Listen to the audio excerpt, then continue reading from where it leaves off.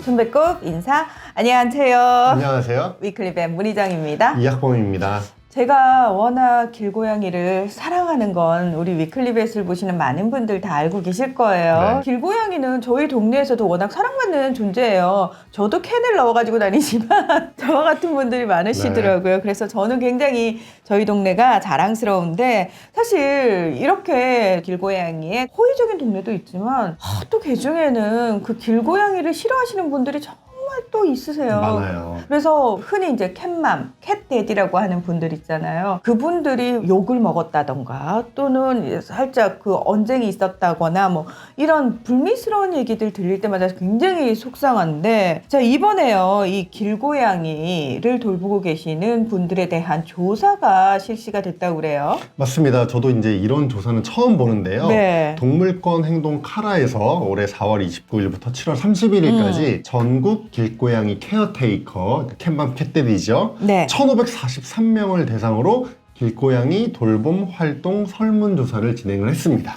케어테이커. 네.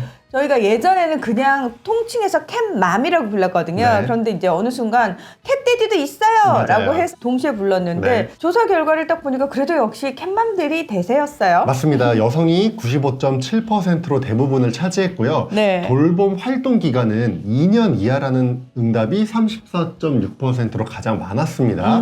그리고 연령대는 30대, 40대가 가장 많았는데요. 네. 20대 이하도 19.3%로 적지 않았습니다. 맞아요. 사실 어느 순간 이 케어테이커 얘기가 좀 많이 퍼지면서 많은 분들이 관심도 가지고 그러시는 것 같던데, 네. 저는 좀 궁금한 게, 네. 그러면 이분들이 일반적으로 돌보는 개체수가 몇 마리 정도 될까? 굉장히 응답이 다양했는데요. 네. 5마리 미만을 돌본다는 응답이 37.7%로 가장 많았는데, 반면 50마리 이상 돌본다는 응답도 3.8%가 나왔습니다. 와, 이거 엄청난데, 사실은 50마리 이상? 이거 누가 시킨 게 아니고 자기 돈 들여서 네. 본인이 스스로 하시는 거잖아요. 맞아요. 그러면은 살짝 비용적인 부분에 있어서도 좀 부담스럽지 않을까라는 생각도 들고요. 한 달에 길고양이 돌봄에 얼마 정도 쓰는지도 조사를 해봤는데요. 3에서 5만 원, 6에서 10만 원, 11에서 20만 원이라는 응답이 20% 내외로 비슷하게 나왔어요, 각각. 네.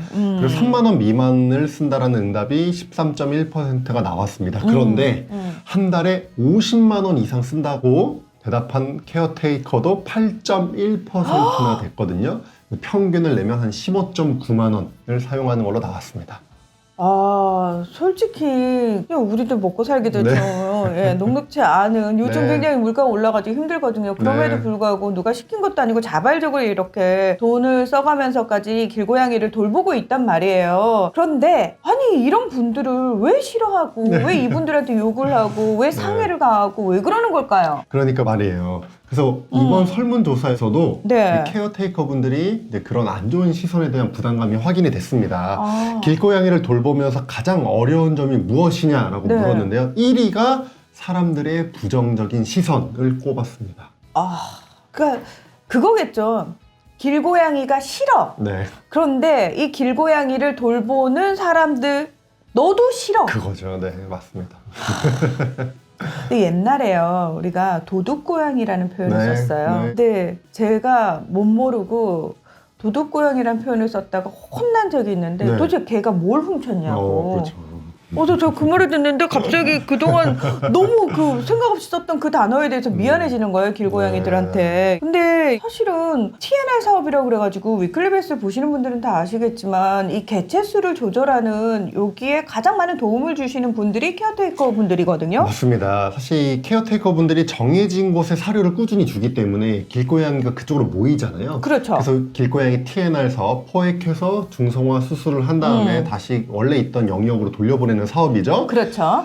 이 사업이 캣맘 분들의 활동이 없으면 사실은 포획부터 제대로 이루어질 수가 없어요. 그러니까 길고양이 개체수를 조절하기 위해서 캣맘 분들의 활동이 필수적인 것이죠. 그렇죠. 자, 그러면은 케어테이커 분들도 저는 TNR 사업에 대해서 적극적으로 협조하고 있습니다, 알고 있습니다 라고 대답을 하셨는지 궁금해요. 네, 일단 TNR을 인지하고 있다는 응답이 90%에 육박을 했고요. TNR에 참여했다는 비율도 60% 가까이 됐습니다. 그리고 10년 이상 돌봄 경력이 있는 케어테이커 분들은 TNR을 해봤다라는 응답이 86%였습니다. 와우. 그리고 중요한 예. 것은 아직까지 TNR 경험이 없다라고 대답한 케어테이커의 86.5%도 앞으로 TNR에 참여하겠다라고 답을 했습니다. 글쎄요, 이제 길고양이를 왜 싫어하는지 모르겠지만 뭐 싫다는데 뭐 어떡하겠어, 그쵸? 네. 그래요.